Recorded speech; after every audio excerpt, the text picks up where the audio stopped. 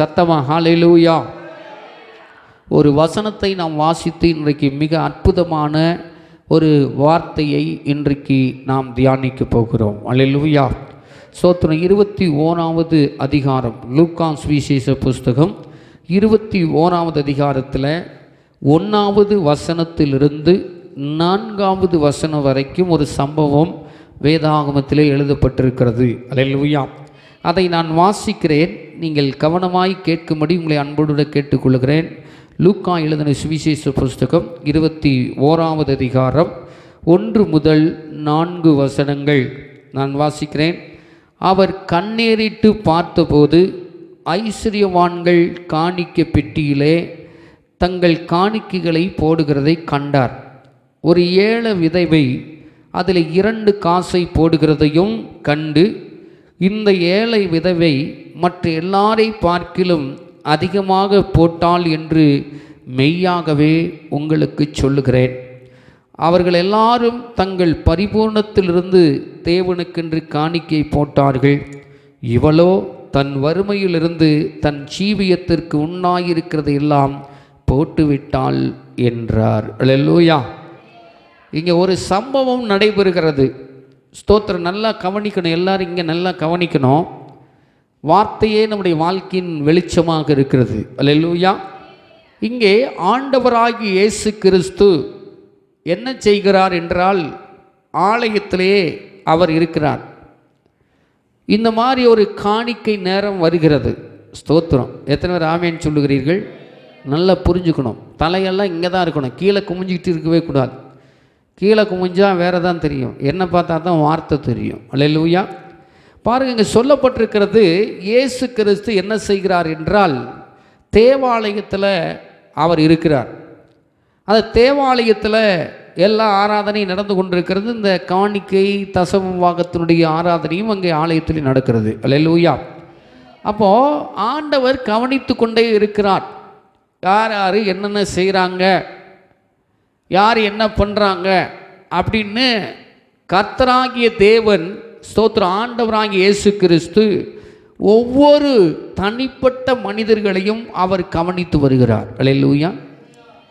ஒருவேளை நீங்கள் இங்கே உட்காந்துக்கிட்டு கவனிக்கிறீங்களா இல்லையோ, நம்முடைய கண்களுக்கு ஆண்டவர் தெரியலன்னு ஒரு வேளை நினைக்கலாம். ஆனால் ஆண்டவராகிய இயேசு கிறிஸ்து இப்பொழுது இந்த இடத்துல இருந்து கொண்டு தான் இருக்கிறார். அல்லேலூயா. எத்தனை பேர் ஆமேன்னு சொல்கிறீங்க? நல்ல சுவாரஸ்யமான ஒரு சத்தியம் அது. அப்போது ஆண்டவர் அங்கே பார்த்து கொண்டிருக்கிறார், யார் யார் என்னென்ன செய்கிறாங்க. நீங்கள் தூங்குனீங்கனாலும் கர்த்தருக்கு தெரியும், நீங்கள் அசால்ட்டுத்தனமாக இருந்தாலும் கர்த்தருக்கு தெரியும். அல்லேலூயா. நீங்கள் இது என்ன அப்படின்னு நினச்சாலும் கர்த்தருக்கு தெரியும். அல்லேலூயா. ஆக மொத்தத்தில் உங்களுடைய அசைவு, உங்களுடைய நினைவு, உங்களுடைய எண்ணங்கள், உங்களுடைய சிந்தனைகள், உங்களுடைய எல்லாவற்றையும் அவர் இந்த இடத்திலிருந்து அவர் என்ன பண்ணுறார் அப்படின்னா பார்த்து கொண்டு இருக்கிறவராக இருக்கிறார். அல்லேலூயா. எத்தனை நேரம் ஆமேன்னு சொல்கிறீங்க? அப்போ இனிமேல் தூங்குவீங்களா நீங்கள்?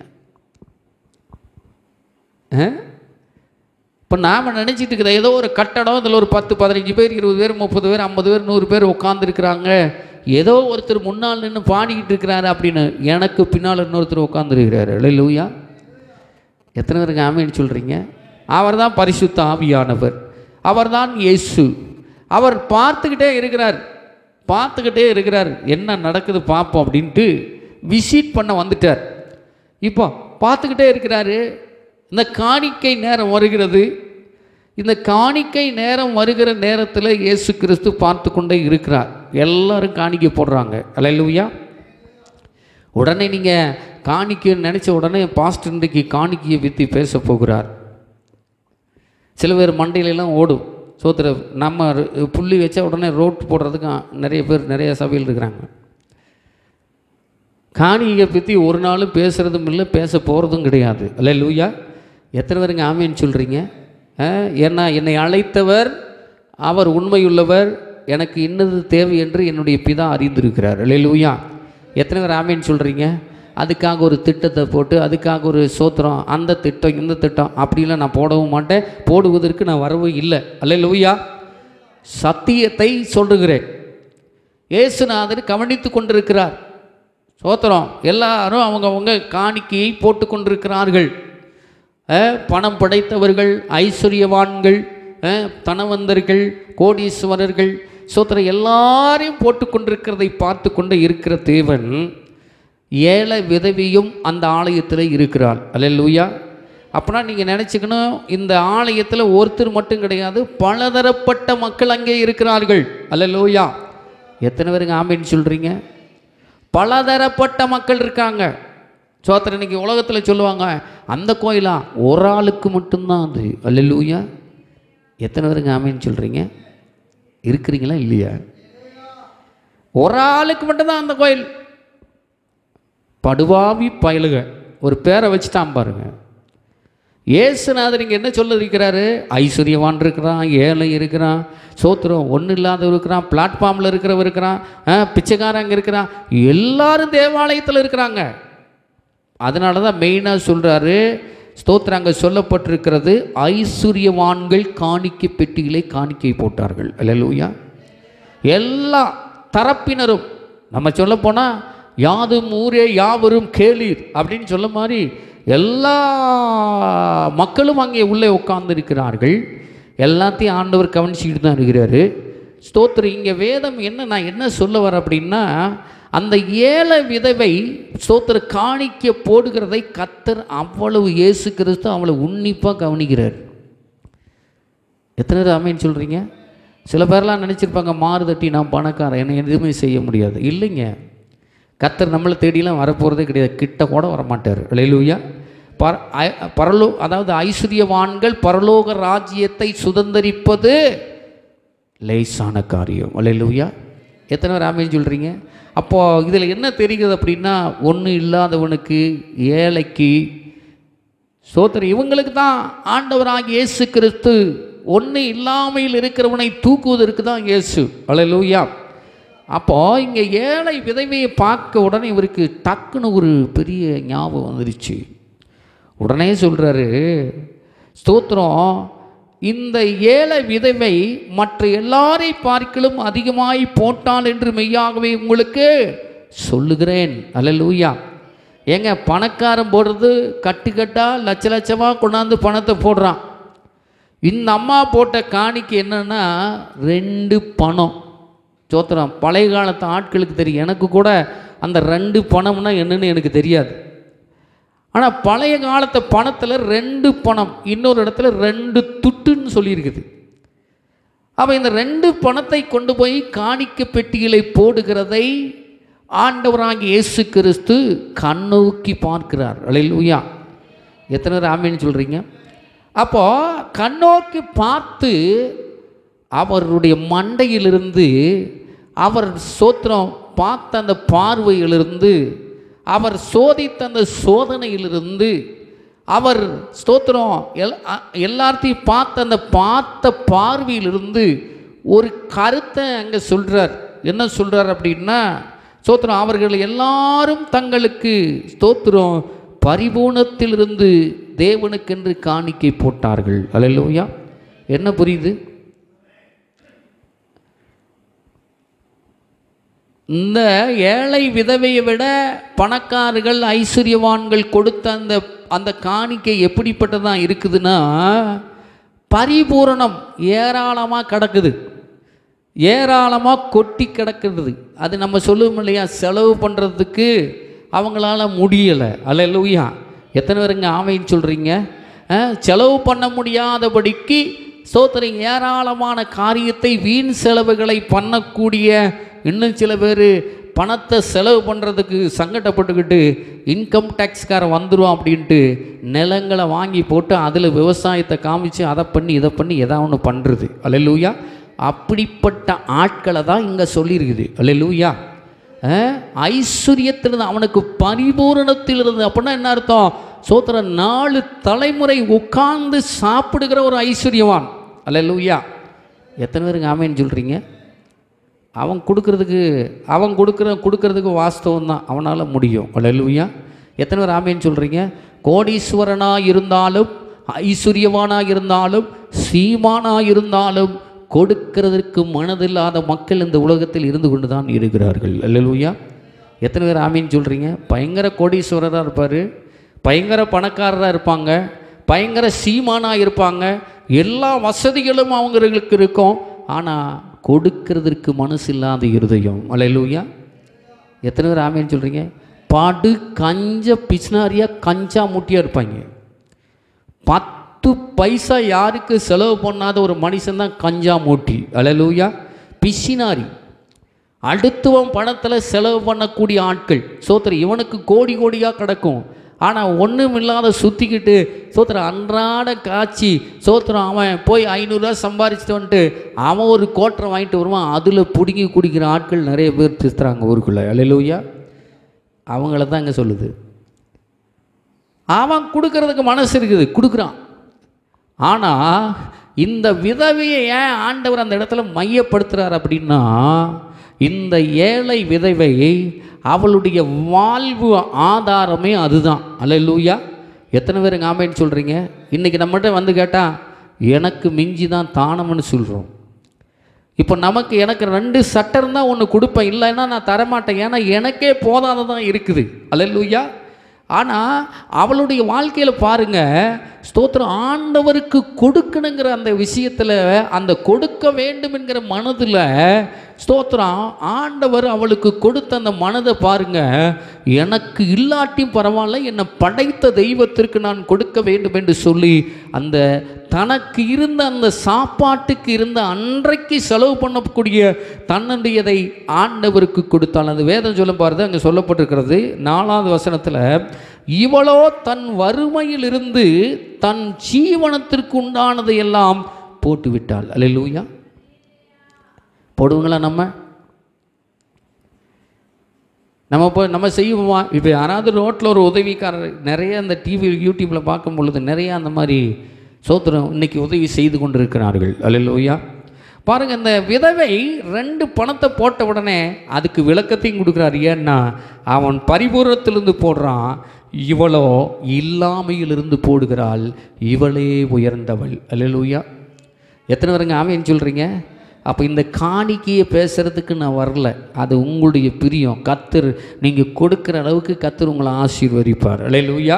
நீங்கள் எந்த அளவுக்கு விதைக்கிறீர்களோ அந்த அளவுக்கு உங்களுடைய கஜானா அந்த களஞ்சிய நிரம்பும். அல்லேலூயா. அதுக்கு நான் ஒரு போதனையும் தேவை கிடையாது, அதை நான் சொல்லுறதுக்கு நான் வரல. இப்போ நான் இதில் என்ன சொல்ல வர அப்படின்னா, பக்கத்தில் பார்த்து சொல்லுங்கள், இயேசு கிறிஸ்து நம்மை காண்கின்ற தேவன். அல்லேலூயா. எத்தனை பேர் ஆமேன்னு சொல்கிறீங்க? பக்கத்தில் பார்த்து கை பிடிச்சி சொல்லுங்கள், இன்னைக்கு இயேசு நம்மை காண்கின்ற தேவன். இதுதான் தலைப்பு. அல்லேலூயா.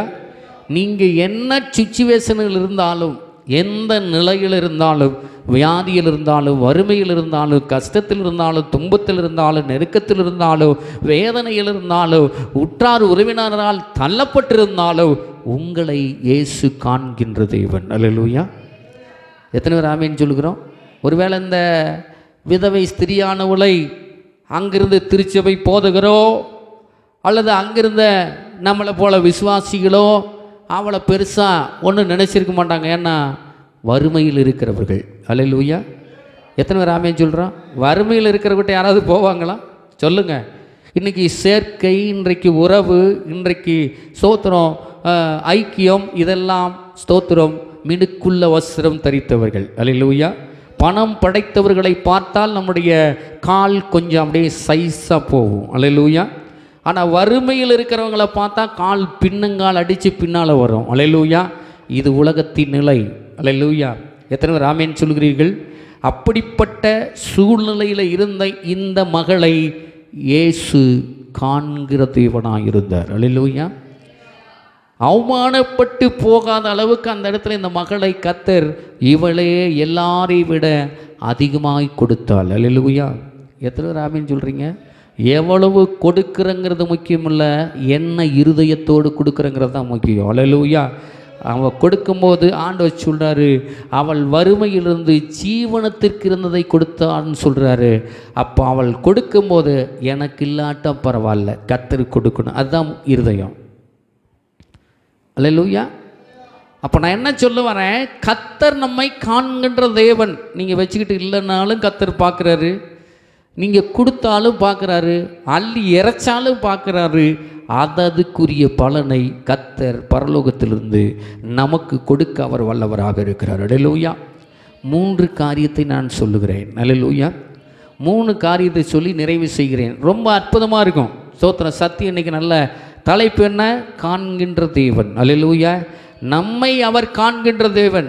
என்ன சூழ்நிலையில் நீங்கள் வந்திருந்தாலும், எப்பேற்பட்ட காரியத்தில் நீங்கள் வந்திருந்தாலும், உங்களை கர்த்தர் காண்கிறவராக இருக்கிறார். அதுதான் நீங்கள் புரிஞ்சு கொள்ள வேண்டிய விஷயம். அல்லேலூயா. அதுக்கு உதாரணமாக 3 உதாரணத்தை சொல்லி நான் ஜெபிக்க விரும்புகிறேன். அல்லேலூயா. எப்படியெல்லாம் கர்த்தர் காண்கிறார். ஸ்தோத்திரம். எப்படிப்பட்ட நிலையில், எப்படிப்பட்ட சூழலில், எப்படிப்பட்ட காரியத்தில் கர்த்தர் நம்மை காண்கிறார். நம்ம பார்க்குறோமோ இல்லையோ, கர்த்தர் நம்மளை பார்த்துக்கிட்டு தான் இருக்கிறார். அல்லேலூயா. எத்தனை பேர் ஆமென் சொல்லுகிறோம்? முதல் காரியத்தை நீங்கள் பாருங்கள். சுருக்கமாக உங்களுக்கு நான் சொல்கிறேன். ஸ்தோத்திரம். ஆதியாகமத்தின் புஸ்தகத்துக்கு வருவோம். ஸ்தோத்திரம். அங்கே பாருங்கள், சூப்பரான ஒரு சப்ஜெக்ட் அங்கே எழுதப்பட்டிருக்கிறது. காலையில் இதை தியானம் பண்ணிகிட்டு இருக்கும் பொழுது இந்த பகுதியை ஆண்டவர் எனக்கு காண்பித்தார். 16வது அதிகாரம், ஆதியாகமத்தின் புஸ்தகம் 16வது அதிகாரம் 13வது வசனத்தை நான் வாசிக்கிறேன்.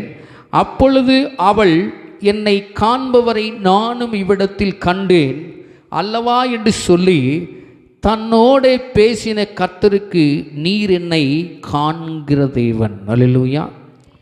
இருக்கிறீங்களா இல்லையா? இதெல்லாம் 500 பேருக்கு பிரசங்கம் பண்ணுறது. எத்தனை பேர் ஆமீன் சொல்கிறீங்க?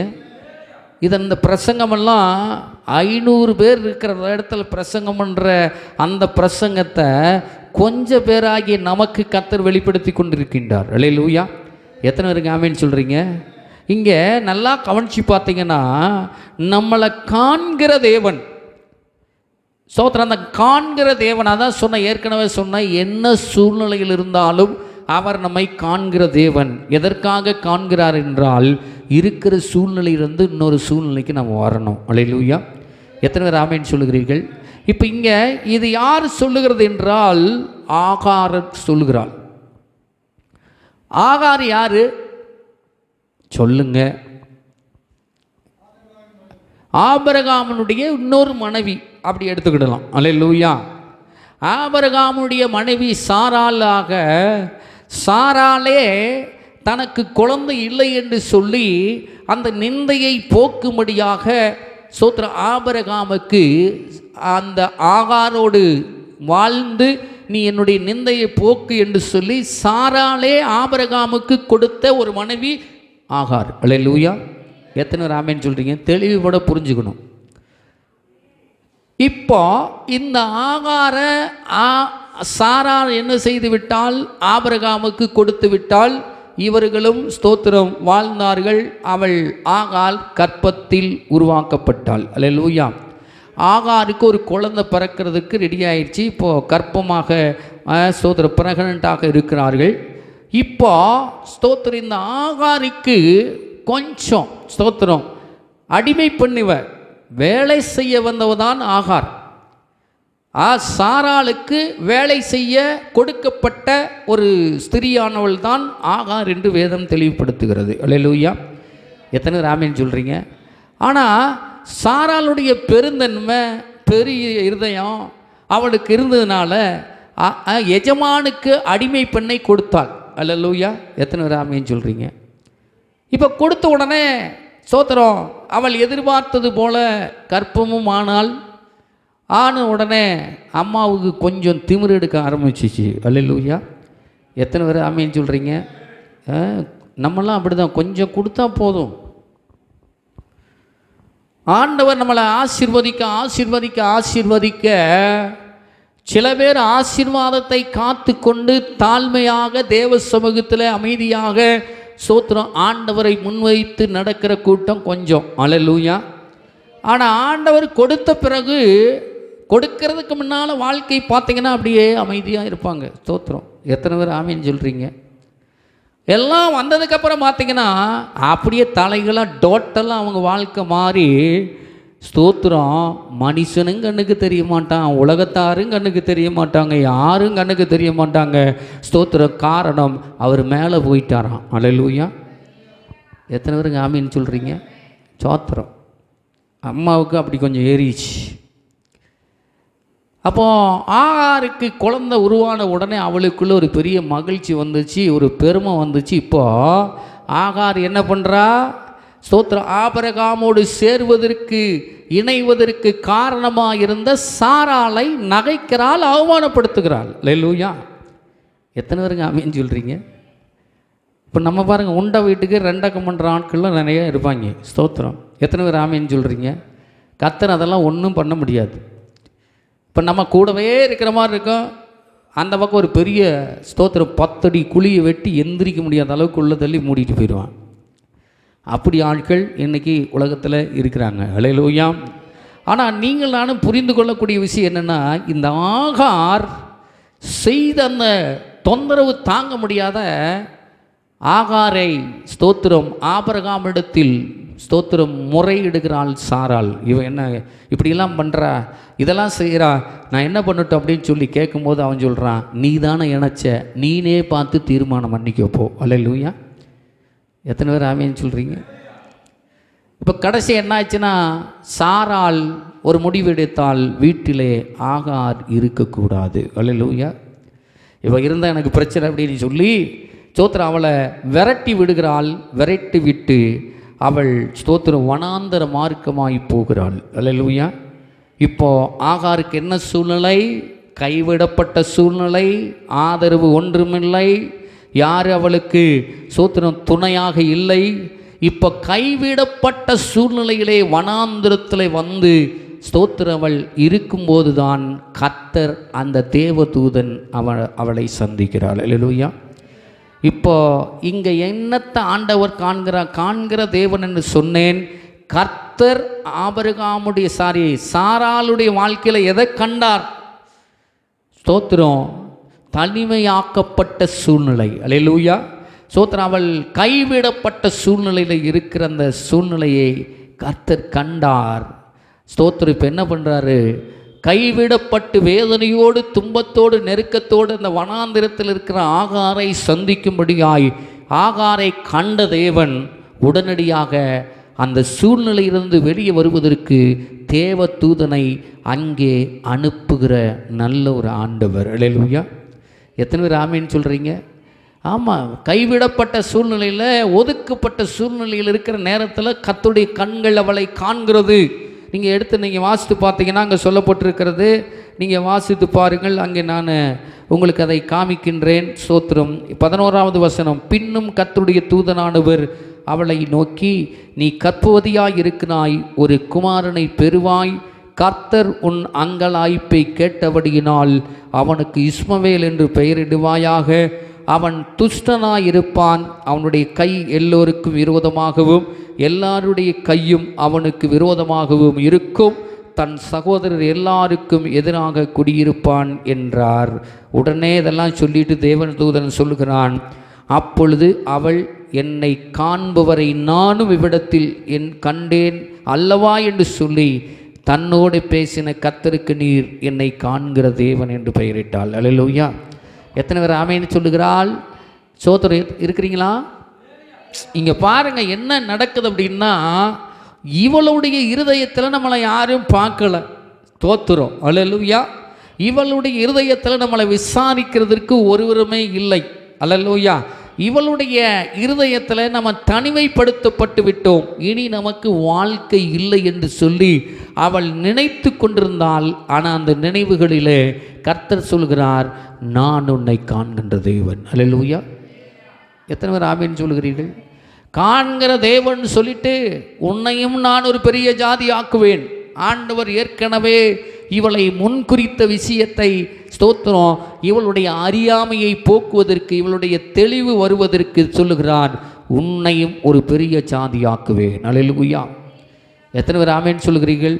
ஒருவேளை நீங்கள் நினச்சிட்டு இருக்கலாம், நம்மளை பார்க்குறதுக்கு யார் இருக்கிறா, நம்மளை கவனிக்கிறதுக்கு யார் இருக்கிறா, நம்மளை ஸ்தோத்திரம் நம்ம தனிமையாக்கப்பட்டிருக்கிறோம், நம்ம தனிமரம் தான், இனிமேல் நமக்கு யார் என்ன செய்ய போகிறாங்க என்று நீங்கள் நினைத்து கொண்டிருந்தாலும் கர்த்தர் உங்களை கண்டு கொண்டு தான் இருக்கிறார். அல்லேலூயா. எத்தனை பேர் ஆமேன்னு சொல்கிறீங்க? அப்போ கைவிடப்பட்ட சூழ்நிலையிலே கர்த்தர் ஆகாரை காண்கிறார். அதான் காண்கின்ற தேவன். அல்லேலூயா. எத்தனை பேர் ஆமேன்னு சொல்லுகிறீர்கள்? இப்போ ஆண்டவர் சொல்கிறாரு, ஸ்தோத்திரம், நீங்கள் அங்கேயே போயிரு, மறுபடியும் திரும்ப நீ அங்கேயே போ, உன்னையும் நான் ஒரு பெரிய ஜாதி ஆக்குவேன், அவசரப்படாத, பொறுமையாக அடங்கி இரு, போவா. வேதவசனம் சொல்லுது, ஸ்தோத்திராங்க பாருங்க, ஆகையால் அந்த துறவு பெயர் எல்ரோ லகாய் ரோகி எண்ணப்பட்டது. அது என்ன எங்கே இருக்குதா? ஸ்தோத்திரம், காதேசுக்கும் பாரேசுக்கும் நடுவே இருக்கிறது என்று சொல்லி அங்கே வேதம் சொல்லுகிறது. ஸ்தோத்திரம், இப்போ அந்த ஆகார் என்ன செய்யப்பட்டால், ஸ்தோத்திரம், அந்த தனிமையாக்கப்பட்ட சூழ்நிலையில் கர்த்தர் அவளை கண்டு அவளுடைய தவறான வழியிலிருந்து ஆண்டவர் அவளை மறுபடியுமாக தன் நாச்சியார் இடத்திற்கு அனுப்புகிறார். அல்லேலூயா. எத்தனை பேர் ஆமேன்னு சொல்கிறீங்க? இன்றைக்கி தவறான எண்ணத்தோடு இருக்காதீங்க. நமக்கு யார் இருக்கிறா? இல்லை, நான் சொல்கிறேன், உங்களை காண்கின்ற தேவன் உங்களை கண்டு கொண்டிருக்கிறார். அல்லேலூயா. உங்களுக்கு இயேசு இருக்கிறார், தேவன் இருக்கிறார்.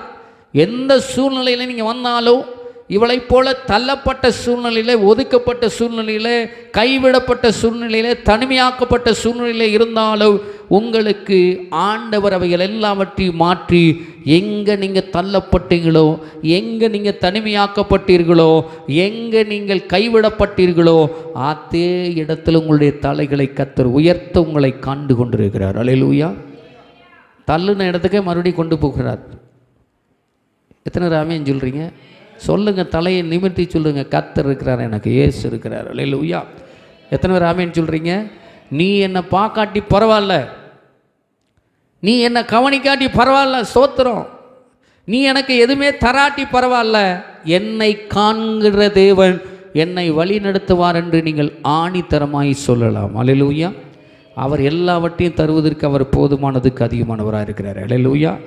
அதனால தான் சொல்லப்பட்டிருக்கு, நம்மை காண்கின்ற தேவன். ஸ்தோத்திரம், கைவிடப்பட்ட சூழ்நிலை காண்கிற தேவன்.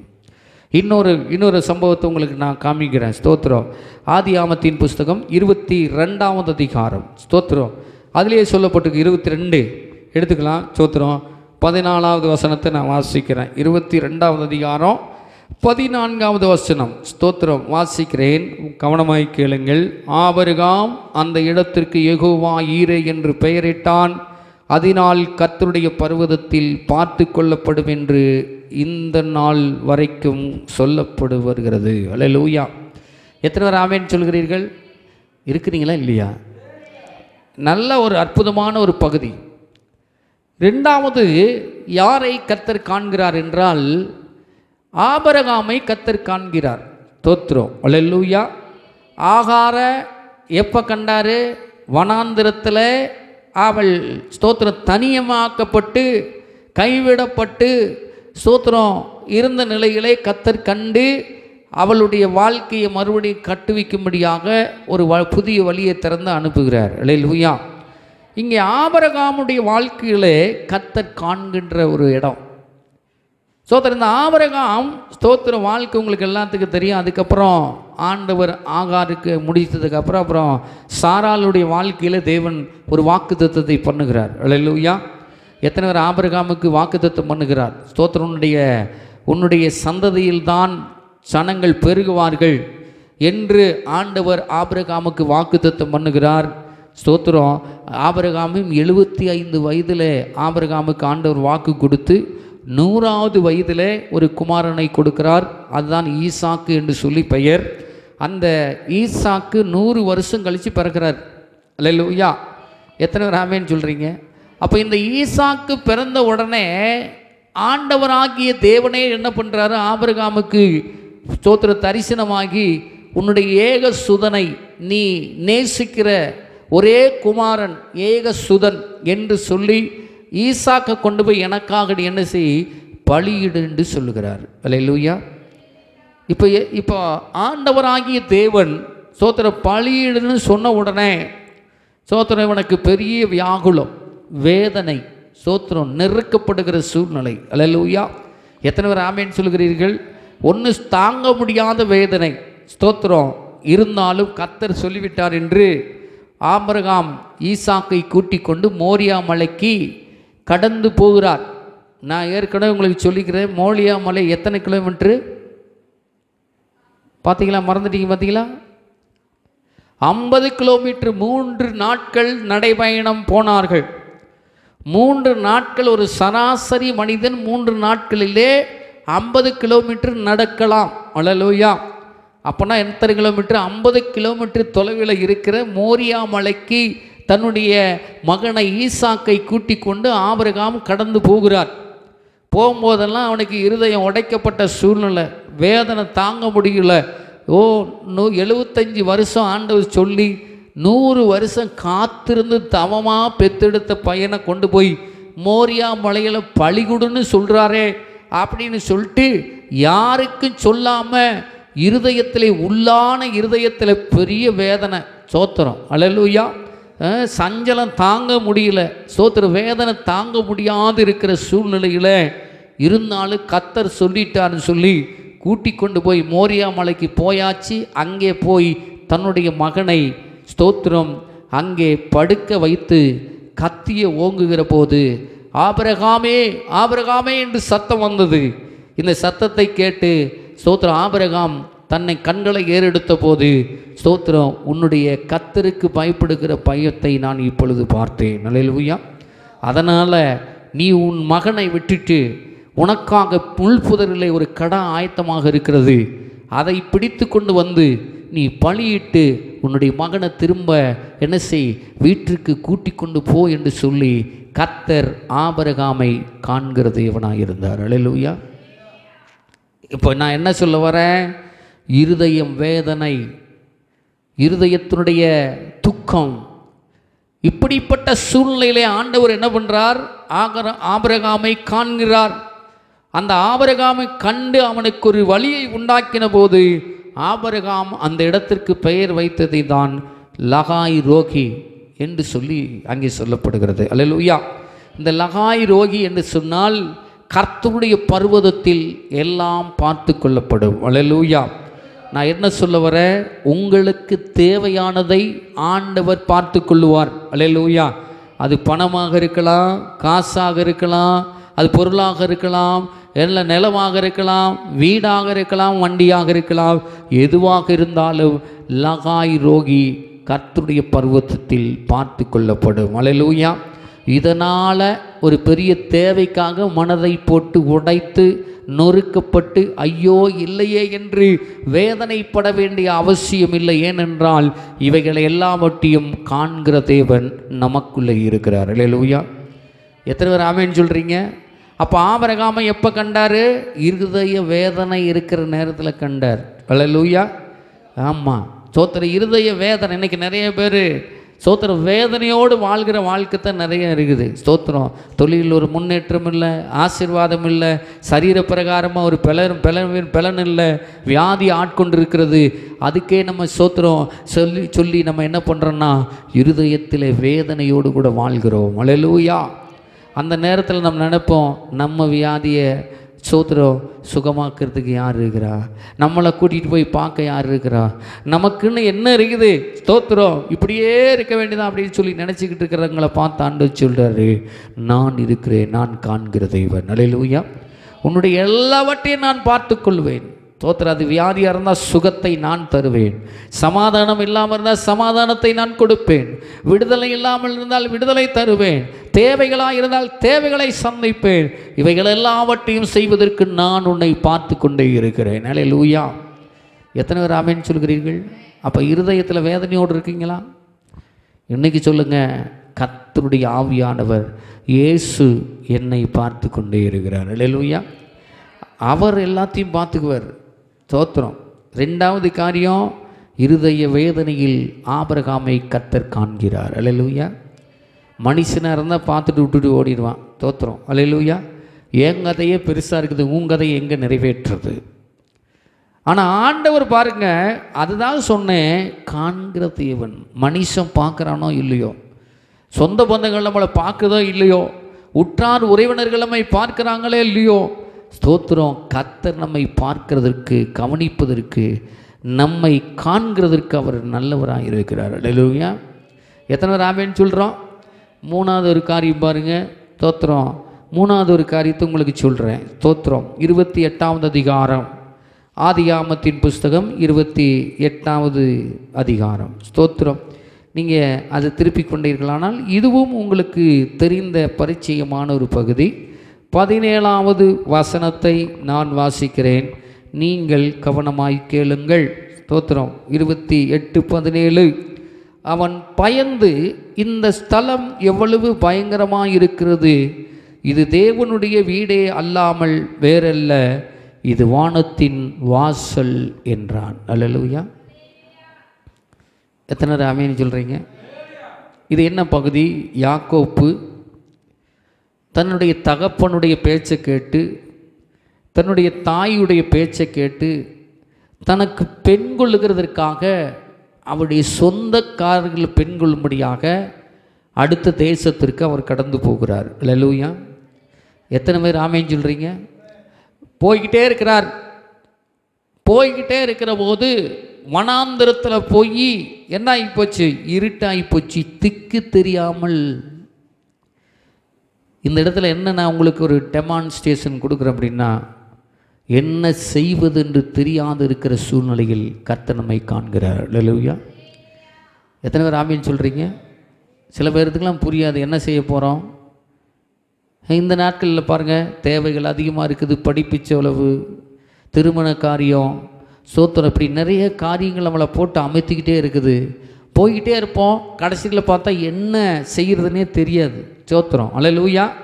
என்ன செய்கிறது என்று சூழ்நிலை மாற்றப்பட்டிருக்கிற சூழ்நிலையிலே, வழி தெரியாமல் திக்குமுக்கு ஆடிக்கொண்டிருக்கிற சூழ்நிலையிலே இங்கே யாக்கோபு என்ன செய்கிறார்? போய்கொண்டே இருக்கிறார். சோத்திரம். நீங்கள் அந்த 11வது வசனத்திலிருந்து நீங்கள் வாசித்து பார்த்தீங்கன்னா அங்கே சொல்லப்பட்டிருக்கிறது. நான் வாசிக்கிறேன் பாருங்கள். ஒரு இடத்திலே வந்து சூரியன் அஸ்தமித்தபடியினால் அங்கே தங்கி அவிடத்து கற்களில் ஒன்றை எடுத்து தன் தலையின் கீழ் வைத்து அங்கே நித்திரை செய்யும்படி படுத்து கொண்டான். என்ன செய்கிறதுன்னு தெரியல, இருட்டாகி போச்சு, போக முடியல, அதுக்கு மேலே பிரயாணம் பண்ண முடியாது, அடுத்த நாள் தான் பிரயாணம் பண்ண முடியும். ஒரு குறிப்பிட்ட வரைக்கும் அவன் போயிட்டு அவனால் என்ன செய்ய முடிகிறது, அவனை என்ன செய்கிறது என்று தெரியாமல் சோத்திரம் தலைக்கு கல்லை வச்சு அவர் படுத்துட்டார். அல்லேலூயா. எத்தனை நேரம் ஆமென் சொல்கிறீங்க? இப்போ நீங்கள் நல்லா கவனிச்சிங்கன்னா, படுத்து கொண்டிருக்கிற அவனை தேடி கர்த்தர் அவனை காண்கும்படியாய் வருகிறார். அல்லேலூயா. பாருங்கள், அங்கே சொல்லப்பட்டிருக்கிறது 12வது வசனம் நீங்கள் பார்த்தீங்கன்னா, அங்கே அவன் ஒரு சொப்பனம் கண்டான். இதோ ஒரு ஏணி பூமியிலே வைக்கப்பட்டிருந்தது, அதன் நுனி வானத்தை எட்டியிருந்தது, அதிலே தேவ தூதர் ஏறுகிறவர்களும் இறங்குகிறவருமாய் இருந்தார்கள். அதற்கு மேலாக கர்த்தர் நின்று, நான் உன் தகப்பனாகிய ஆபிரகாமின் தேவனும் ஈசாக்கின் தேவனுமாகிய கர்த்தர், நீ படுத்திருக்கிற பூமியை உனக்கு உன் சந்ததிக்கும் தருவேன், உன் சந்ததி பூமியின் தூளை போல் இருக்கும், நீ மேற்கையும் கிழக்கையும் வடக்கையும் தெற்கையும் பரம்புவாய், உனக்குள்ளும் உன் சந்ததிக்குள்ளும் பூமியின் வம்சங்கள் எல்லாம் ஆசீர்வதிக்கப்படும் அப்படின்னு சோத்திர ஒரு சொப்பனத்தை தேவதூதன் அங்கே கொடுக்குறார். அல்லேலூயா. அப்போ நான் என்ன சொல்ல வரேன், ஸ்தோத்திரம், வழி தெரியாமல் ஸ்தோத்திரம் என்ன செய்வதென்று தெரியாது இருக்கிற நேரத்தில் ஸ்தோத்திரம் ஆண்டவர் நம்மை காண்கிறவராக இருக்கிறார். எதற்கு? ஒரு புதிய வாழ்க்கையை கொடுக்க முடியாது. அல்லேலூயா. எத்தனை பேர் ஆமென் சொல்கிறீங்க? புது வாழ்க்கை. இவனுக்கு என்ன செய்கிறதுனே தெரியல, எதிர்காலம் இல்லை, சந்ததி இல்லை, சோத்திரம், இவன் தனி மனிதனாக கடந்து போகிறார். எத்தனை பேர் ஆமென் சொல்கிறீங்க? மனைவி இல்லை, பிள்ளைகள் இல்லை, எதுவுமே கிடையாது. ஆனால் ஆண்டவர் அப்போனா என்ன அர்த்தம்னா, வழி தெரியாமல் ஒன்று செய்யறதுக்கு வழி கிடையாது, வழி தெரியலை, என்ன செய்கிறதுன்னு தெரியல, இப்படிப்பட்ட சூழலிலே போய்கிட்டு இருக்கும்போது தான் கர்த்தர் உனக்கும் ஒரு வழி இருக்குது. அல்லேலூயா. உனக்கு ஒரு எதிர்காலம் இருக்கிறது, உனக்கு ஒரு பெரிய சந்ததி இருக்குது, உனக்கு ஒரு குடும்பம் இருக்கிறது, உனக்கு ஒரு ஆசீர்வாதம் இருக்கிறது, உன்னை கொண்டு பெரிய காரியத்தை செய்ய போகிறேன் என்று கர்த்தர் வாக்கு பண்ணி, கர்த்தருடைய தேவ பிரசன்னம் அந்த இடத்துல இறங்கி வருகிறதும் போகிறதுமாக இருக்கிறத பார்த்தாவன் சோத்திரம். அப்போ ஒரு வார்த்தை சொல்லுகிறான், சோத்திரம். அதுதான் அந்த 17வது வசனம். என்ன சொல்கிறாரு? 14வது வசனத்தை நீங்கள் வாசித்து பார்த்தீங்கன்னா, உன் சந்ததி பூமியின் தூளை போல் இருக்குன்னு சொல்லிட்டு, நான் உன்னோடு இருந்து நீ போகிற இடத்திலெல்லாம் உன்னை காத்து இந்த தேசத்திற்கு உன்னை திரும்பி வர பண்ணுவேன். நான் உனக்கு சொன்னதை செய்யும் அளவும் உன்னை கைவிடுவது இல்லை என்று சொன்னார். அல்லேலூயா. கண்ட தேவன் ஒரு அங்கீகாரத்தை கொடுக்கிறார். அல்லேலூயா. ஒரு அதிகாரத்தை கொடுக்கிறார், ஒரு வாக்குத்தத்தத்தை கொடுக்கிறார், ஒரு ஆசீர்வாதத்தை கொடுக்கிறார். இந்த சொல்லப்பட்ட ஆசீர்வாதத்தை செய்கிற வரைக்கும் நான் உன்னை விட்டு விலக மாட்டேன், உனக்கு நான் செய்தே தீர்வேன் என்று கர்த்தர் வாக்கு பண்ணுகிறார். அல்லேலூயா. ஸ்தோத்திரம். ஒருவேளை என்ன செய்யறதுன்னு தெரியாமல் இருக்கிற உங்களை பார்த்து ஆண்டவர் சொல்கிறாரு, ஸ்தோத்திரம், உங்களை ஆசீர்வதிக்கிறது என்னுடைய வேலை. அல்லேலூயா. உங்களை விடுதலையாக்குகிறதே என்னுடைய வேலை, உங்களை சுகப்படுத்துகிறதே என்னுடைய வேலை, உங்களை மேன்மைப்படுத்துகிறதே என்னுடைய வேலை. இதை செய்கிற வரைக்கும் நான் உன்னை விட்டு விலகுவதும் இல்லை, உன்னை கைவிடுவதும் இல்லை. அல்லேலூயா. எத்தனை பேர் ஆமென் சொல்கிறீங்க? அப்போ யாக்கோப்பு இந்த சத்தத்தை கேட்ட உடனே, இந்த வார்த்தைகள் எல்லாம் கேட்ட உடனே அவனுக்குள் ஸ்தோத்திரம் என்ன செய்வதென்று தெரியாது இருந்த அவன் இதைத்தான் செய்ய போகிறேன் என்று தீர்மானத்தை எடுக்கிறான். அல்லேலூயா. எத்தனை பேர் ஆமென் சொல்கிறீங்க? என்ன செய்யறதுன்னு தெரியாமல், வழி தெரியாமல், திக்கு தெரியாமல் போய் தலையை கல்லில் வச்சு படுத்து தூங்கினவனுக்கு ஆண்டவர் வாக்குத்தத்தம் கொடுத்த உடனே எதிர்காலத்தை குறித்ததான ஒரு தரிசனம். அல்லேலூயா. குடும்பத்தை குறித்ததான ஒரு பெரிய ஆவல், சோத்திரம், தன்னுடைய சந்ததை குறித்ததான ஒரு பெரிய தெளிவு அவனுக்கு கிடைத்தவுடனே அவன் திரும்ப சொல்லுகிறான். 16வது வசனம், யாக்கோப்பு நித்திரை தெளிந்து விழித்தபோது மெய்யாகவே கர்த்தர் இந்த ஸ்தலத்தில் இருக்கிறார், இதை நான் அறியாதிருந்தேன் என்றான். அல்லேலூயா. சோத்திரம். கர்த்தர் உங்க கூட இருக்கிறத நீங்க தெரியாம தான் இருக்கிறீங்க. இன்னும் எத்தனை பேர் ஆமென் சொல்லுகிறீர்கள்? கர்த்தர் நம்ம கூடவே இருந்து கொண்டிருக்கிறார். சோத்திரம். நம்ம புரியலை, நம்மை காண்கிறார், நம்மோடு கூட பேசுகிறார், நம்முடைய வாக்கு தத்தத்தை அவர் கொடுக்கிறார். சோத்திரம். அவர் எல்லாவற்றையும் செய்கிறார் என்பதை அறிந்திருக்கிற ஒரு நல்ல தேவனாக இருக்கிறார். அல்லேலூயா. எத்தனை பேர் ஆமென் சொல்கிறீங்க? தேவன் இருக்கிறது தெரியாமலேயே நம்ம புலம்புறோம். என்னை யார் பார்க்க போகிறா, எனக்கு யார் இருக்கிறா, எனக்கு என்ன செய்ய போகிறாங்க, யார் செய்ய போகிறாங்க? நான் சொல்கிறேங்க, உலகத்தில் இருக்கிற சொந்த பந்தங்கள், உற்றார் உறவினர்கள் செய்கிறதை காட்டிலும் கர்த்தர் செய்யக்கூடிய காரியம் பயங்கரமாக இருக்கும். அல்லேலூயா. எத்தனை பேர் ஆமென் சொல்கிறீங்க? யாரை நம்புகிறோமோ நம்பலையோ, கர்த்தரை நம்பி நீங்கள் வேலை செய்து பாருங்கள், கர்த்தரை நம்பி நீங்கள் முன்னெடுத்து பாருங்கள், கர்த்தரை நம்பி நீங்கள் காரியத்தை செயல்படுத்தி பாருங்கள். அந்த ஸ்டாப்பான அந்த இடத்திலிருந்து இவனுடைய வாழ்க்கை, இந்த வார்த்தை கேட்டு தன்னை அர்ப்பணித்த பிறகு இவனுடைய வாழ்க்கை முழு உலகத்திற்கும் கொண்டு செல்லப்பட்டது. அல்லேலூயா. எத்தனை பேர் ஆமென் சொல்கிறீங்க? முழு உலகத்துக்கும் கொண்டு போயிட்டு. இப்போ நீங்கள் ஆண்டவருடைய சமூகத்தில் ஒரு வேளை மூளையில் யாருக்கு தெரியாமல், என்ன ஒன்றும் தெரியாமல், அறிமுகம் இல்லாமல், யாருக்கும் அறிமுகம் இல்லாமல் பார்க்காம இருக்கலாம். கர்த்தர் உங்களை ஆசீர்வதிக்கிற ஆசீர்வாதம், விடுதலை, சமாதானம், சந்தோஷம் நீங்கள் யாருக்கு வெளிப்படுத்த வேண்டியதில்லை.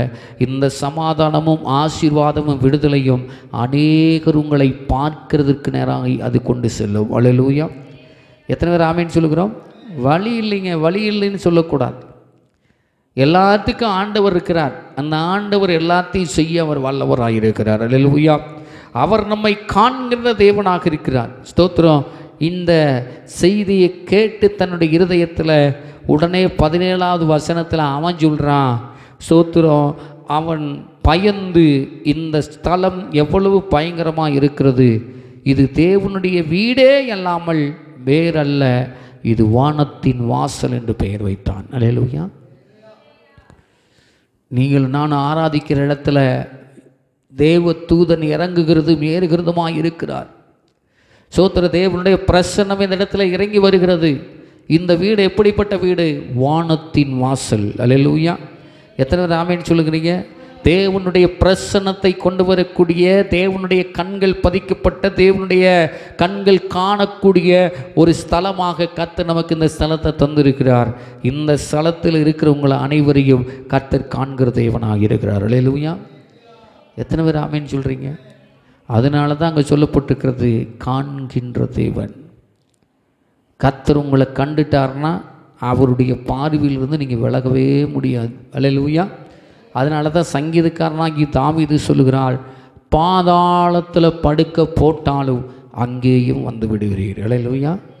எவ்வளவு நல்ல தேவன். நீங்கள் பாதாளத்தை நோக்கி போனாலும், பாதாளத்தை நோக்கி போகக்கூடிய செயல்களில் நீங்கள் போனாலும் கர்த்தர் உங்களை தேடி வந்து தூக்கிட்டு வர வல்லவராக இருக்கிறார். அல்லேலூயா. எத்தனை பேர் ஆமென் சொல்கிறீங்க? ஆனால் நாம் என்ன பண்ணுறோம்? ஸ்தோத்திரம். நீங்கள் இந்த வசனத்தை நீங்கள் வாசிக்கணும் அப்படின்னா நான் உங்களுக்கு சில காரியங்களை நான் காட்டி கொடுக்க விரும்புகிறேன். ஸ்தோத்திரம். நாம் என்ன செய்யணும்? கர்த்தர் செய்கிறதுக்கு ஆயத்தமாக இருக்கிறார். ஆனால் நம்ம என்ன செய்யணுங்கிறது நமக்கு தெரியணும் இல்லையா?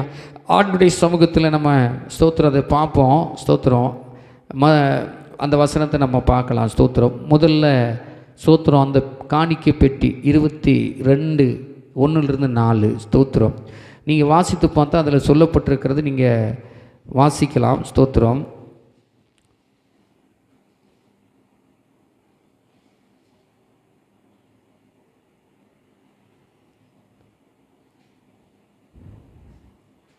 உங்களுக்கு நான் காமிக்கிறேன், காட்டி கொடுக்குறேன். ஸ்தோத்திரம்.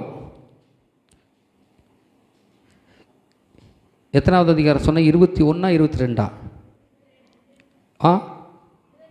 மத்தேயுவா லூக்காவா? லூக்கா சுவிசேஷ புஸ்தகம் 21வது அதிகாரம். சாரி, நான் தான் தப்பாக சொல்லிட்டேன். லூக்கா 21 ஸ்தோத்திரம் 1-3 வரைக்கும் பாருங்கள் சொல்லப்பட்டிருக்கிறது. நல்லா கவனித்து பார்த்தீங்கன்னா ஸ்தோத்திரம், நீங்கள் கவனித்து பார்த்தீங்கன்னா அங்கே சொல்லப்பட்டிருக்கிறது.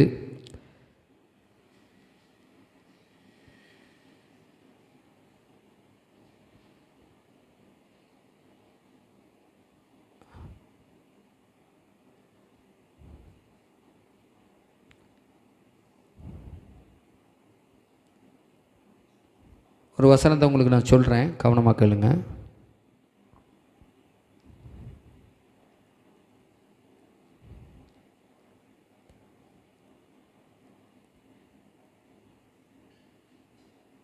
ஆதியாகமத்தின் புஸ்தகம் சொன்னேன் முதல்ல, அது எத்தனாவது அதிகாரம்?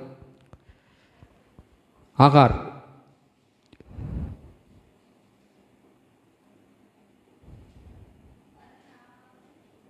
பதினாறாவது அதிகாரம் 13வது வசனம். ஆதியாகமம் 16:13 பார்க்கலாம். ஸ்தோத்திரம். அதில் ஒரு காரியத்தை நாம் புரிந்து கொள்ள வேண்டும். ஸ்தோத்திரம்.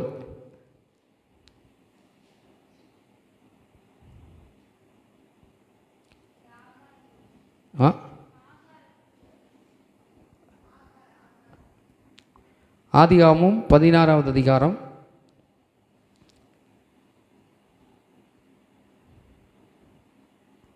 16வது அதிகாரம் எத்தனை வசனம்? 13வது வசனம். பாருங்க, ஆண்டவர் இங்கே ஒரு காரியத்தை நமக்கு சொல்லுகிறவராக இருக்கிறார். நம்ம பார்க்கலாம் அதை. ஸ்தோத்திரம். அந்த 13வது வசனத்தில் என்னை காண்பவரே என்று சொல்லி அந்த வசனம் முடிகிறது. ஸ்தோத்திரம். நீங்கள் இதில் பார்த்தீங்கன்னா நீங்கள் நல்லா வாசித்து பார்த்தீர்கள் என்று சொன்னால் ஆதியாகமத்தின் புஸ்தகம் 32 சொல்லப்பட்டிருக்கு. அதுலேயும் ஒரு காரியம் சொல்லப்பட்டிருக்கு. சங்கீதம் 139:1 வாசிக்க போகிறோம். அதுதான் ஆண்டவர் சொல்லக்கூடிய காரியம். நம்ம செய்ய வேண்டிய விஷயம், ஆண்டவர் ஸ்தோத்திரம் ஆகாரை ஸ்தோத்திரம் தள்ளிவிடப்பட்ட சூழ்நிலையிலே, கைவிடப்பட்ட சூழ்நிலையிலே கர்த்தர் கண்டார். அல்லேலூயா. எத்தனை பேர் ஆமென் சொல்லுகிறோம்? ஆபிரகாம் எங்கே கண்டார்? ஆபிரகாம் எந்த சூழ்நிலையிலே கர்த்தர் கண்டார்? இருதயத்தின் வியாகுலத்திலே, கஷ்டத்தின் மத்தியிலே கர்த்தர் அந்த ஆபிரகாமை கண்டார். அல்லேலூயா. யாக்கோபை ஸ்தோத்திரம் வழி தெரியாத இருக்கிற நேரத்தில் கர்த்தர் காண்கிறார். இவ்வளவு 3 ஞாபகத்தில் வச்சுக்கணும். ஸ்தோத்திரம். வழி தெரியாத இருக்கிற நேரத்தில் கர்த்தர் காண்கிறார். ஸ்தோத்திரம். இப்போ காண்கிற தேவனாக இருக்கிறார். நீங்களும் நானும் எப்படிப்பட்ட சூழ்நிலையில் இருந்தாலும் அவர் நம்மை காண்கிற தேவனாக இருக்கின்றார். அல்லேலூயா.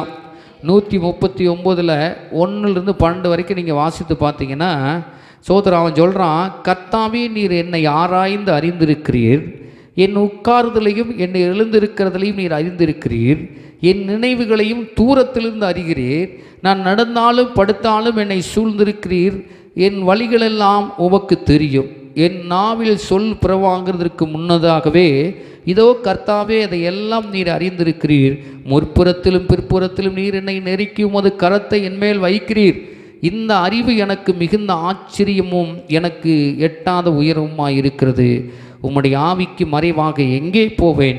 உம்முடைய சமூகத்தை விட்டு எங்கே ஓடுவேன்?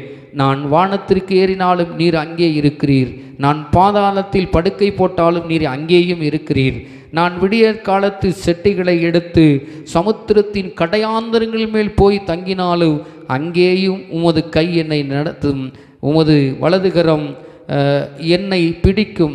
இருள் என்னை மூடிக்கொள்ளும் என்றாலும் இரவும் என்னை சுற்றி வெளிச்சமாய் இருக்கும். உமக்கு மறைவாக இருளும் அந்தகாரப்படாது. இரவும் பகலை போல வெளிச்சமாக இருக்கும். உமக்கு இருளும் வெளிச்சமும் சரி. அல்லேலூயா. எப்படிலாம் சொல்கிறான் பாருங்கள் சங்கீதக்காரனாகிய தாவீது.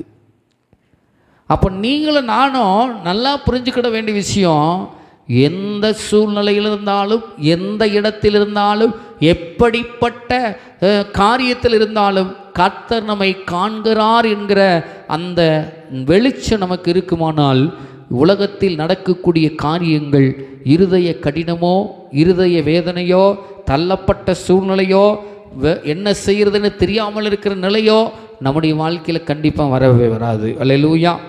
எத்தனை பேர் ஆமேன்னு சொல்லுகிறோம்?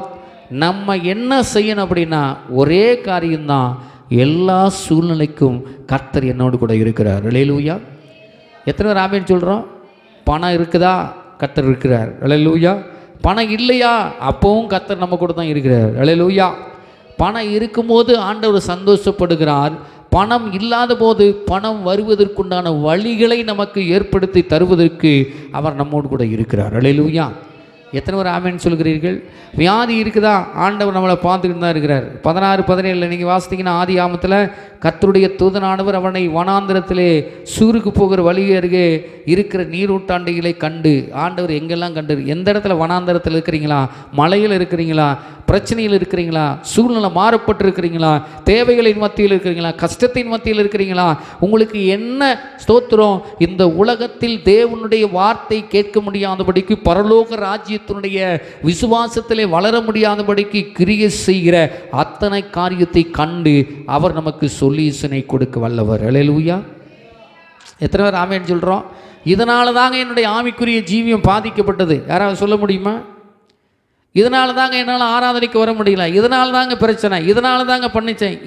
இதனால் என்று சொல்லப்படுகிற எல்லாவற்றையும் தகர்த்து ஆண்டவர் நம்மை நல்லவர்களாய் கர்த்தர் வைக்க வல்லவர். அல்லேலூயா. எத்தனை பேர் ஆமென் சொல்கிறீங்க? அவரெல்லாம் எங்கேயுமே போகல, நம்ம கூட தான் இருக்கிறார். நீதிமொழிகள் 5:21 சொல்லுது, மனுஷனுடைய வழிகள் கர்த்தரின் கண்களுக்கு முன்பாக இருக்கிறது, அவனுடைய வழிகள் எல்லாவற்றையும் அவர் சீர்தூக்கி பார்க்கிறார். அல்லேலூயா. நம்ம வழியெல்லாம் அவருக்கு முன்னால் இருக்குது. அவர் நம்மை ஒவ்வொரு நாளும் ஆராய்ந்து பார்த்து கொண்டிருக்கிறார். அவர் சீர்தூக்கி பார்த்து கொண்டிருக்கிறார். எதில் கொலை உள்ளவர்களாக இருக்கிறோம், எதில் ஸ்தோத்திரம் குறை உள்ளவர்களாக இருக்கிறோம், எதில் காணாத இருக்கிறோம், எதில் நம்ம ஸ்தோத்திரம் இல்லாமல் இருக்கிறோங்கிறத கண்டுபிடிச்சி நிறைவை கொடுக்கிற நல்ல தேவன். அல்லேலூயா. எத்தனை பேர் ஆமென் சொல்கிறோம்?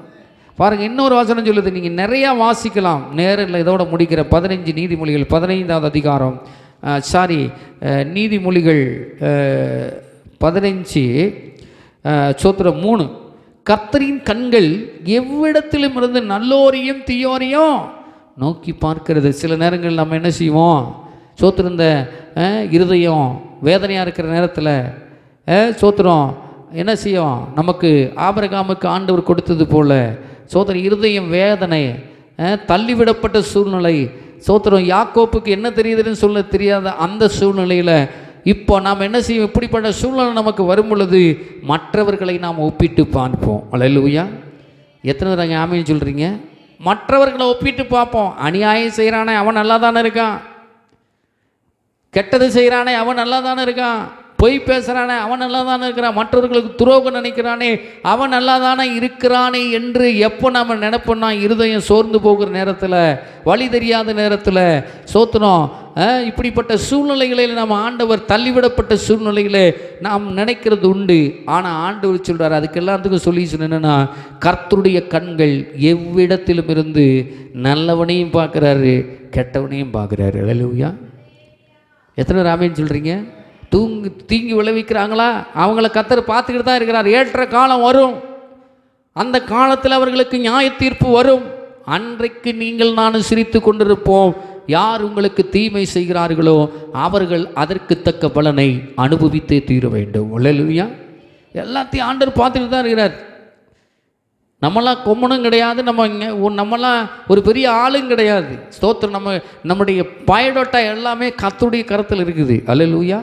போன வாரத்தில் சொன்ன மாதிரி பரலோக கவர்மெண்ட்டில், பரலோக கம்ப்யூட்டரில், சிப்பில் பதிவு பண்ணப்பட்டிருக்கிறது. நம்ம எல்லாருடைய டேட்டாஸும் அங்கே இருக்குது. அல்லேலூயா. எத்தனை பேர் ஆமேன்னு சொல்கிறீங்க? எங்கேயும் நெக்லெக்ட் ஆக முடியாது.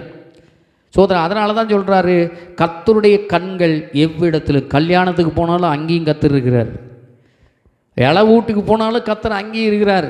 ஸ்தோத்திரம். திரட்டி விசேஷத்துக்கு போகிறீங்களா, அங்கேயும் கர்த்தர் இருக்கிறார். 4 பேர் உட்காந்து பேசுகிறீங்களா, கர்த்தர் அங்கேயும் இருக்கிறார். எவ்விடத்திலும் கர்த்தர் இருக்கிறார். அல்லேலூயா. நீங்களும் நானும் தப்பிக்கவே முடியாது.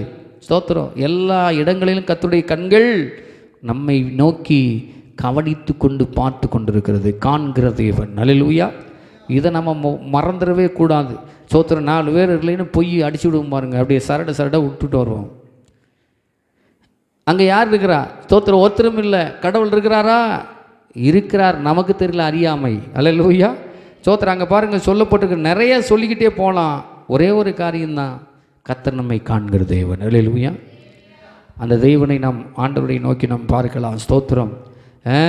கைவிடப்பட்ட சூழ்நிலை, ஆகாருடைய வாழ்க்கையில் கைவிடப்பட்டு அனாதையாக, ஸ்தோத்திர துணை இல்லாமல் ஸ்தோத்திர போன நேரத்தில் ஆகாரை கர்த்தர் கண்டார். அல்லேலூயா. எத்தனை பேர் ஆமென் சொல்கிறீங்க? ஆபிரகாமுக்கு இருதயத்தில் ஒரு பெரிய வேதனை நேரத்தில் கர்த்தர் காண்கிறார். ஸ்தோத்திர யாக்கோப்பு வழி தெரியாமல் இருக்கிற நேரத்தில் கர்த்தர் காண்கிறார். 3 பேருத்துக்குமே புதிய வழியை கர்த்தர் திறக்கிறார். அல்லேலூயா. இன்றைக்கி ஒருவேளை அப்படிப்பட்ட ஸ்தோத்திர கர்த்தர் என்னை காண்கிறார் என்று சொல்லி நாம் விசுவாசத்தில் வளரும்போது கர்த்தர் நமக்கு எந்த விதமான இடையூறும் இல்லாமல் கர்த்தர் நம்மை பாதுகாக்கிறதுக்கு போதுமானதுக்கும் அதிகமானவராக இருக்கிறார். அல்லேலூயா. எத்தனை பேர் ஆமென் சொல்லுகிறீர்கள்? நம்ம எல்லோரும் கண்களை மூடி ஆண்டவரே பக்கத்தில் பார்த்து சொல்லுங்கள், இயேசு என்னை காண்கிறார். அல்லேலூயா. பக்கத்தில் பார்த்து சொல்லுங்கள், இயேசு என்னை காண்கிறார், பயமில்லை, எல்லாவற்றுக்கும் அவர் இருக்கிறார். ஸ்தோத்திரம். அல்லேலூயா. நம்ம எல்லோரும் சேர்ந்து கண்களை மூடி ஜெபிக்கலாமா? இந்த நேரத்தில் கர்த்தர் நம்மை காண்கிற தேவனாக இருக்கிறார். நீங்கள் எங்கே எப்போ எங்கே இருந்தாலும் கர்த்தர் உங்களை கண்டு உங்களுக்கு தேவையான அத்தனையும் கொடுக்கிறதற்கு அவர் போதுமானதுக்கும் அதிகமானவராய் நம் வாழ்க்கையில் அவர் இருக்கிறார். அல்லேலூயா. எத்தனை பேர் ஆமென் சொல்கிறீர்கள்? நம்ம எல்லோரும் கண்களை மூடி ஆண்டவரே இந்த நாளிலே உம்முடைய சமூகத்தில் நாங்கள் வருகிறோம். ஆண்டவரே நீர் எங்களை காண்கிற தேவன், ஆகாருடைய கண்ணீரை துடைத்த தேவன். ஒருவேளை ஸ்தோத்திரம் தள்ளி விட்டாங்களே, ஒன்றுமில்லையே, எனக்கு இனிமே ஒன்றும் ஸ்தோத்திரம் வாழ்க்கையில் துணை இல்லை, எனக்கு யார் இருக்கிறாங்கன்னு சொல்லி ஏங்கி கொண்டிருக்கிற அருமையான சகோதரனை சகோதரியே, உன்னை பார்த்துதான் ஆண்டவர் சொல்லுகிறார், உன்னை காண்கின்ற தேவன். ஆமென். உன்னை கவனிப்பதற்கும், உன்னை பாதுகாப்பதற்கும், உன்னை பராமரிக்கிறதுக்கும், தள்ளப்பட்ட இடத்தில் உன்னை தூக்கி நிறுத்துகிறதற்கும் நான் உன்னை பார்த்து கொண்டிருக்கிறேன் என்று சொல்லுகிறார். ஆமென். ஹல்லேலூயா. நன்றி ஆண்டவரை. ஒப்பு கொடுப்போம் கேட்ட வார்த்தைகளுக்காக. 2வது, ஆபிரகாம் இருதயம் உடைக்கப்பட்ட சூழ்நிலையில், வேதனை அடைந்த சூழ்நிலையில் அவன் தன்னுடைய மகனை கூட்டி கொண்டு போகிற போது கர்த்தர் ஸ்தோத்திரம் ஆண்டவர் அவனுக்கு ஒரு ஆட்டை கொடுத்த போது அவன் சொல்லுகிறான், லகாய் ரோகி, உமக்கு ஸ்தோத்திர, தேவனுடைய பர்வதத்தில் எல்லாம் பார்த்து கொள்ளப்படும். ஸ்தோத்திரம். ஹல்லேலூயா. நன்றி ஆண்டவரே, யெகோவா ஈரே என்று சொல்லி ஆண்டவர் சொல்லுகிறார். 3வது காரியம், யாக்கோபு வானத்தின் வாசல். ஓமை துதிக்கிற இந்த இடத்துல ஆண்டவர் உலாவுகிறார். ஓமை துதிக்கிற, எனக்கு வழியை தெரியாது இருக்கிற நேரத்தில், திக்குமுக்காடுகிற நேரத்தில் புதிய வழியை கர்த்தர் கொடுத்த தேவன் இந்த இடத்துல ஆண்டவர் உலாவுகிறார் என்று சொல்லி வானத்தின் வாசல் என்று பெயர் வைத்தான். இன்றைக்கு ஆண்டவர் நம்மோடு கூட உலாவிக் கொண்டிருக்கிறார். எல்லாரும் நல்ல ஆண்டவர்கிட்ட சொல்லி, ஆண்டவரே நான் என்னை புலம்ப மாட்டேன், ஆண்டவரே எனக்கு வழி இருக்கிறது. ஓமை துதிக்கிறனுடைய இருதய சமாதானத்திற்குள்ளே போகிறது. ஆண்டவரே நான் தனிமைப்படுத்தப்பட்டவன் அல்ல, எனக்கு துணை இல்லை என்று நான் இனி ஒரு நாள் சொல்ல மாட்டேன். கர்த்தர் எனக்கு துணை நிற்கிறீரப்பா, என்னை காண்கிற தேவனாக இருக்கிறீர், அதற்காக நன்றி என்று சொல்லி கர்த்தருடைய கரத்தில் ஒப்பு கொடுப்போமா நம்ம எல்லாரும். ஆமென். ஹல்லேலூயா ஹல்லேலூயா. உடபர சந்தரபா திரபா கராலா லீகனனமா ஷேகதரபலரியாந்தேனே. ஓமக்கு ஸ்தோத்திரம். எங்களோட பேசின வார்த்தைகளுக்காக ஸ்தோத்திரம். ஆண்டவரே, கண்ணேறிட்டு பார்த்த தேவன், ஆண்டவரே எங்களை கண்ணேறிட்டு பார்க்கிற தேவனாக இருக்கிறீர் ஐயா. ஆண்டவரே உமக்கு கோடி ஸ்தோத்திரம். தேவைகள் மத்தியிலே, வியாதிகளின் மத்தியிலே, பலவீனத்தின் மத்தியிலே, கஷ்டத்தின் மத்தியிலே, துன்பத்தின் மத்தியிலே, நெருக்கத்தின் மத்தியிலே, கண்ணீரின் மத்தியிலே வந்திருக்கிற ஒவ்வொருவரையும் நீர் காண்டு கொள்ளுகிற தேவனாய் இருக்கிறீர் ஐயா. அவர்கள் எல்லாரையும் கண்டு கர்த்தாவே ஆண்டவரே அவர்களுக்கு தேவையான காரியத்தை கர்த்தர் செய்யும்படியாக உம்முடைய கரத்தில் எங்களை முழுவதுமாய் நாங்கள் அர்ப்பணிக்கிறோப்பா. ஹல்லேலூயா. இயேசுவே உமக்கு ஸ்தோத்திரம். வந்திருக்கிற ஒவ்வொருவரையும் கர்த்தர் ஆசீர்வதித்து நீங்கள் மேன்மைப்படுத்துங்க. உம்மிடத்தில் ஒப்பு கொடுக்கிறோம் ஆண்டவரே. துதிக்கிற நீர் பொறுப்பெடுத்து ஆசீர்வதித்து மேன்மைப்படுத்துங்கப்பா. உம்முடைய கரங்கள் அர்ப்பணிக்கிறோம். உடைக்கப்பட்ட சூழ்நிலையில் வந்தபோது கர்த்தர் நீர் ஆண்டவரே அவர்களுக்கு சுகத்தையும் ஆரோக்கியத்தை விடுதலையும் தர நீர் வல்லவராய் இருக்கிறீர் ஆண்டவரே. ஹல்லேலூயா. நன்றி ஆண்டவரே. நம்ம எல்லாரும் ஜெபிப்போம். பரிசுத்தமுள்ள பிதாவே, இந்த நல்ல வேலைக்காக உமக்கு கோடி ஸ்தோத்திரங்கள். நீர் எங்கள் மத்தியில் இருக்கிறீர். எங்களை காண்கிற தேவனாய் இருக்கிறீர். உம்மை தேடி வந்திருக்கிறப்பா ஆண்டவரே. என்னுடைய தள்ளப்பட்ட சூழ்நிலையை நீர் அறிந்திருக்கிறீர். இருதயம் வேதனைப்படுகிறதை அறிந்திருக்கிறீர். வழி தெரியாத இருக்கிற நேரத்தை நீர் அறிந்திருக்கிறீர் ஆண்டவரே. எங்களுக்கு ஏற்ற காலத்தில் எல்லாவற்றையும் நேர்த்தியாய் நீர் செய்ய வல்லவர். வந்தவர்களை அப்படியாய் நீர் ஆசீர்வதியும். புதிய வழியை காண்பியும் ஆண்டவரே. நீரே அவர்களுக்கு துணை நின்று நடத்துங்கப்பா. ஒவ்வொரு நாளும் கண்ணை வைத்து நீர் ஆலோசனை சொல்லுங்கப்பா. நடக்க வேண்டிய வழிகளை அவர்களை நடத்துங்க ஆண்டவரே. உம்முடைய கரத்தில் ஒப்பு கொடுக்கிறோம். நீர் பொறுப்பெடுத்து வழி நடத்தும் ஆசீர்வதியும். இயேசுவின் நாமத்தில் பிதாவே, ஆமென்.